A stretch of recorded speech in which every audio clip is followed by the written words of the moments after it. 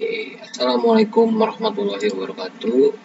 Perkenalkan, nama saya Ahmad Ganesha Aliananda, mahasiswa Institut Teknologi PLN dengan NIM 2020-31017 dengan jurusan Informatika. Di sini saya akan menjelaskan materi tentang mengenal memori. Apa sih itu memori? Memori itu merupakan komponen hardware pada komputer yang berfungsi menyimpan data secara permanen ataupun sementara. Berdasarkan kecepatan memori itu ada 4 macam, yaitu ada register, change memory maksud saya, lalu main memory, terus RAM. RAM itu apa sih RAM? RAM itu merupakan salah satu jenis alat penyampaian data pada komputer atau media elektronik lainnya seperti PDA, HP, notebook, dan lain-lain. Bersifat sementara. Jadi RAM ini bersifat sementara ya. Jika komputer dimatikan, maka semua instruksi data yang disimpan itu akan hilang. Karena RAM berfungsi untuk menyimpan data sementara pada komputer maupun laptop, notebook, maupun juga handphone. RAM juga memiliki beberapa tipe umum, yaitu ada SRAM, NVRAM, DRAM, dan VRAM. Kita paparkan satu-satu. SRAM itu apa? SRAM itu apa? SRAM itu merupakan statistik random access memory. Menggunakan beberapa transistor terdiri dari 4 sampai 6 untuk setiap sel yang digunakan untuk tembolok. Lalu NVRAM itu apa? NVRAM itu non-volatile random access memory. Jenis RAM ini menyimpan data setelah daya perangkat host dimatikan. NVRAM ini memiliki dua jenis, yaitu SRAM dan EEPROM. Selanjutnya kita membahas DRAM. DRAM itu dinamis random access memory, memiliki sel yang dipasang dengan transistor dan kapasitor secara membentuk refreshing konstan. Selanjutnya apa itu VRAM? VRAM itu video RAM atau kita dikenal dengan multi dynamic random access memory atau singkatannya MPDRAM. MPDRAM ini jenis RAM yang digunakan khusus untuk adapter video 3D accelerator. Ini bagaimana multiport biasanya memiliki lebih dari 2 port akses independen, bukan satu, yang memungkinkan CPU dan prosesor grafik dapat mengakses RAM bersamaan. Jumlah VRAM menentukan resolusi dan keadaan warna layar. Jadi ini adalah seperti memori pada VGA. Contohnya salah satunya itu. Kita lanjut. Yang kedua, ROM. Apa sih itu ROM? Istilah apa sih ROM? ROM itu merupakan media penyimpanan pada komputer dan salah satu memori yang terdapat pada komputer. ROM ini bersifat permanen walaupun aliran listrik dimatikan, maksud saya, program atau data yang disimpan tidak akan hilang. ROM juga memiliki beberapa jenis, PROM, EEPROM. Kita jelaskan apa PROM dan EEPROM. Yang pertama EEPROM. EEPROM programmable read-only memory, sebuah chip yang dilihat dilalat diisi satu kali saja. Lalu EEPROM, erasable program read memory, ada sebuah ROM yang dapat diprogram dan dihapus berdasarkan program pengisiannya pada dua jenis EEPROM. Selanjutnya UV-PROM, ultraviolet EEPROM, merupakan cahaya ultraviolet untuk menghapus data. Lalu EAP-ROM, electrical EEPROM, menggunakan aliran listrik untuk menghapus atau mengulang EEPROM. Lalu EPROM, Electric Erasable Program Memory ini tipe khusus dari PROM yang biasa dihapus dengan elektris. Oke. Selanjutnya memori sekunder. Memori sekunder atau secondary memory adalah penyimpanan yang terpisah atau sudah terhubung langsung dengan Central Processing Unit atau CPU. Memori sekunder ini digunakan untuk menampung data yang lebih besar dan merupakan backup dari memori utama. Memori sekunder disebut juga dengan penyimpanan eksternal atau external storage. Data pada memori sekunder ini adalah data pada sebelum dan sesudah proses oleh komputer. Lalu memori sekunder memiliki ciri umum, yaitu bersifat non-volatile. Walaupun komputer dimatikan, data tidak akan hilang. Lalu tidak terhubung langsung dengan bus CPU.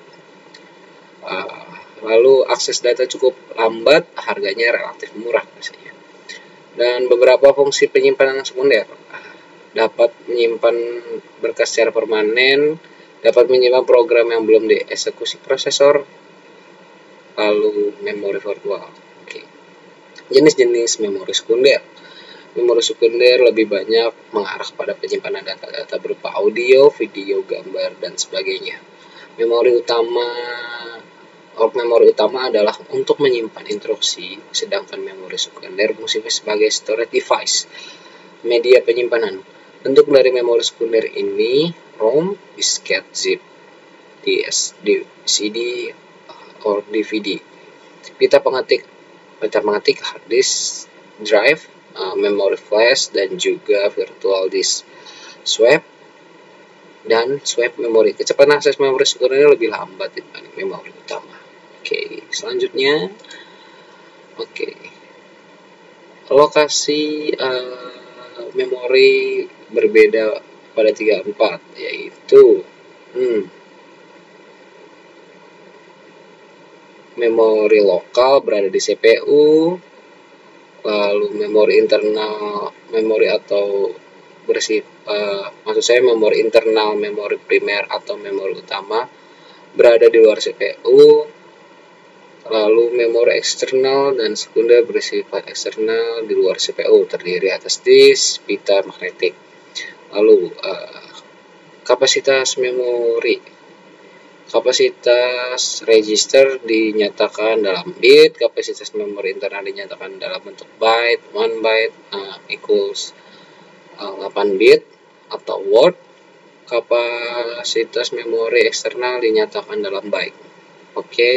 Satuan transfer. Memori internal, satuan transfer merupakan jumlah bit yang dibaca atau ditulis dalam memori pada suatu saat. Memori eksternal, data transfer dalam jumlah yang jauh lebih besar dari word, yang dikenal dengan blok. Selanjutnya ada 3 konsep yang berhubungan dengan satuan transfer, yaitu word, salah satu alami organisasi memori. Ukuran biasanya sama dengan jumlah bit yang digunakan untuk representasi bilangan dan panjang instruksi. Addressable unit adalah word pada sejumlah sistem. Pada semua kasus, hubungan antara panjang A atau alamat dan jumlah N. The addressable unit adalah 2A equals N atau 2A sama dengan N. Unit transfer adalah jumlah bit yang dibaca atau dituliskan pada suatu memori suatu saat, dan pada memori eksternal transfer data lebih besar dari word, lalu disebut juga dengan blok. Terdapat beberapa jumlah jenis memori, yaitu metode aksesnya dan tempat metode. Requential access memori diorganisasikan menjadi unit-unit data dan disebut sebagai record. Akses dibuat dalam bentuk urutan linier yang spesifik dan informasi disimpan dan dipakai menggunakan record. Oke, direct access sama seperti sequential access, terdapat shared read atau write magnesium untuk menulis atau membaca memorinya. Associative access merupakan jenis random access yang menggunakan untuk pertandingan lokasi bit yang diinginkan untuk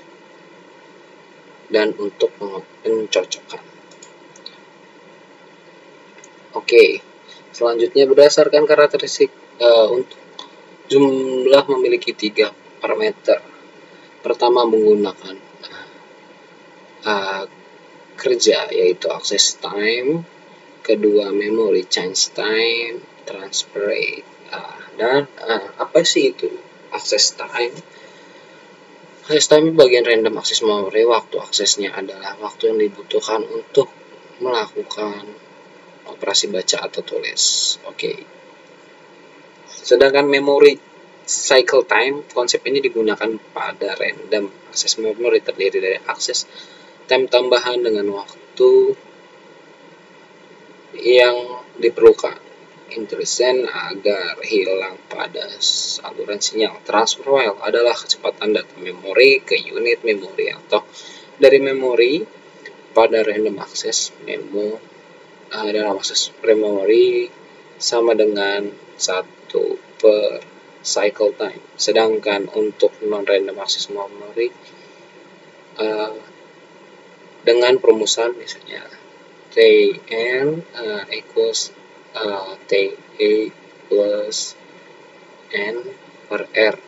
Tn waktu rata-rata untuk membaca atau menulis N per bit, Ta untuk akses rata-rata, N itu jumlah bitnya, dan R kecepatan transfer dalam bit per detik atau bps. Oke, kita tadi bersinggungan dengan kata-kata bit ya. Di sini kita jelaskan apa sih itu bit. Bit itu merupakan kependekan dari binary digit, yang berarti digit biner, yang merupakan unit sebuah terkecil dalam komputasi digital maksud saya. Komputer ini menggunakan angka desimal untuk menyimpan data, tetapi semua komputer menyimpan data angka biner.